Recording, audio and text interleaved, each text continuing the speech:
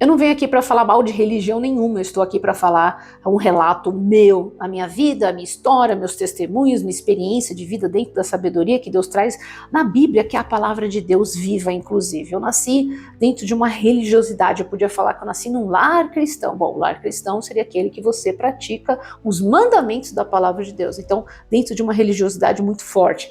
Eu lembro que tinha uma pessoa dentro dessa instituição, que é uma instituição muito voltada a revelações. Então as pessoas elas estavam muito condicionadas a buscar as revelações e não a um estudo bíblico, um crescimento interno, de evolução, de perdão, amor ao próximo. Não, era sempre assim, será que eu vou casar? Com quem que eu vou casar? Quando eu vou casar?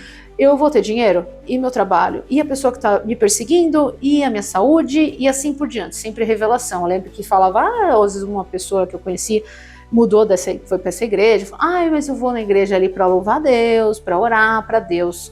Eu não entendia isso. Não, eu vou para fazer perguntas, né, para as coisas da minha vida. Foi assim que me ensinaram.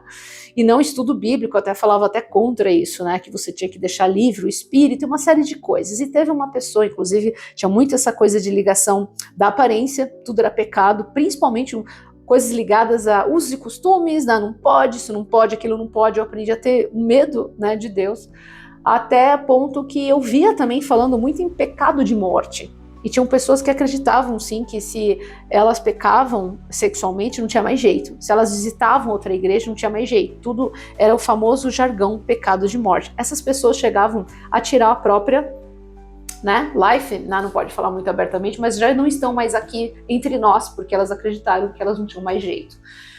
Porque não tinham estudo da palavra. E eu era uma dessas que acreditava e pensava muito nisso, né? Cheguei a ter bastante assim na mente quando eu entro naquela doença chamada deprê, bastante mesmo. Bem, e eu lembro uma pessoa muito de usos e costumes, ela até filha de uma pessoa, esposa, né, de uma pessoa que pregava lá a palavra e tudo mais. Essa pessoa tinha morrido, ele até tinha virado alcoólatra, por incrível que pareça. Ela ficou viúva e tudo mais, e ela buscava muito profecia. Essa pessoa muito abençoada, profecia, estava sempre buscando. Eu lembro na hora da oração, ela ficava de olho aberto, olhando a igreja e tal. E buscava muito profecia, e eu gostava muito, né, também, porque a gente queria respostas, né, respostas e respostas. Bem, passado o tempo, em resumo, porque não dá tempo, essa pessoa chegou aí, nas pessoas, não estou falando mal de religião, você segue aqui você quiser, das suas origens afro, né, mas ela foi buscar, sim, lá, para ler a mão, cartomante, essas coisas aí, chegou nesse nível, né, porque nós fomos condicionados a isso. Aí eu parei para ver que é assim mesmo.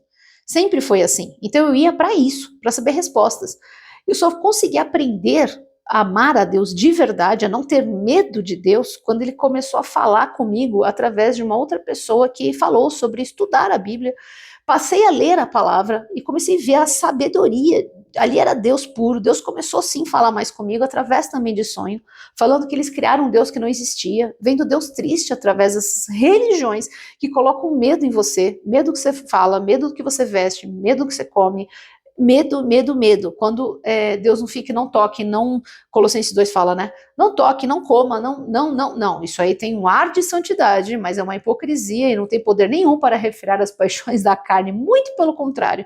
É uma hipocrisia que Deus se enoja, né? Então, até aprender, eu comecei a olhar e foram muitas quebras, muitos choros, muitas lágrimas que eu derramei para descobrir que Deus me ouvia em qualquer lugar.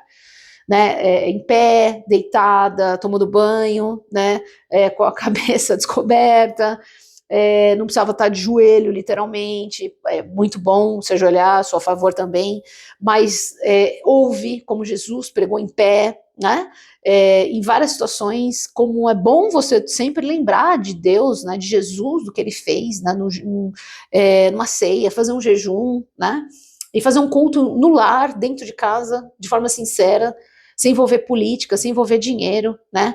Que o melhor jejum e maior jejum é o da caridade, sabe? De redes sociais, inclusive, né? Mais até do que comida.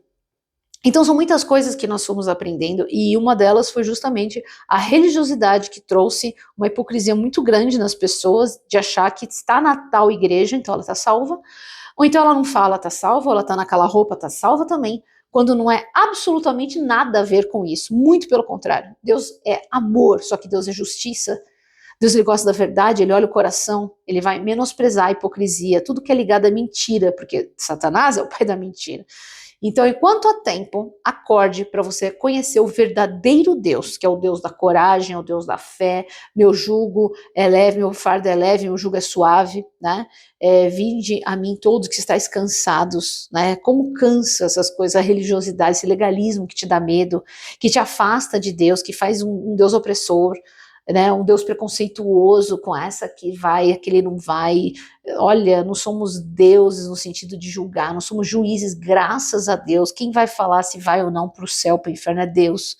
A nossa parte é perdoar, perdoar e perdoar, sabe? Amar, sabe? O amor está esfriando, estamos nos fins dos tempos, então é praticar esse amor. Então é algo assim tão simples que as pessoas complicam e acreditam por falta de conhecimento. Então o povo tem se perdido. Então eu espero que haja essa luz, o despertar, né, a fim de que você ame de forma voluntária a Deus e as pessoas, não pelo que elas são, se é homem ou mulher, a igreja que tá, a roupa que tá, se maquiou ou não, cortou ou não cabelo, se pintou, quer dizer, tente ouvir vídeos assim de pregação, de inspirações e sabedoria com ouvido, com ouvido. Então por isso que aqui chama canal que é o protocolo da sabedoria. É trazido aqui aquilo que a gente aprendeu na prática. Tudo que a gente fala são coisas que a gente experimentou. Eu espero que você vivencie isso e seja realmente feliz e próspero em todas as áreas da sua vida. Vai ter luta? Vai. Mas uma coisa é você estar com Deus de verdade. Outra coisa é você não estar com Deus, estar na hipocrisia, sem perdoar e não ser nem ouvido, porque a oração do Pai Nosso fala isso. Nos perdoe na medida que nós perdoamos os nossos ofensores. E fala que a gente, quando odeia o nosso irmão, a gente pratica o homicídio. E fala quando você quebra um mandamento, você quebra todos. Então Deus não te ouviria. Quer ser ouvido por Deus? Ame, perdoe, saia da hipocrisia, saia da religiosidade, saia do legalismo, saia da mentira e venha para a luz, venha para a verdade, venha para a coragem, venha para o amor. E você vai ver a sua vida mudar de dentro para fora. Quando a mente muda, a sua história muda também.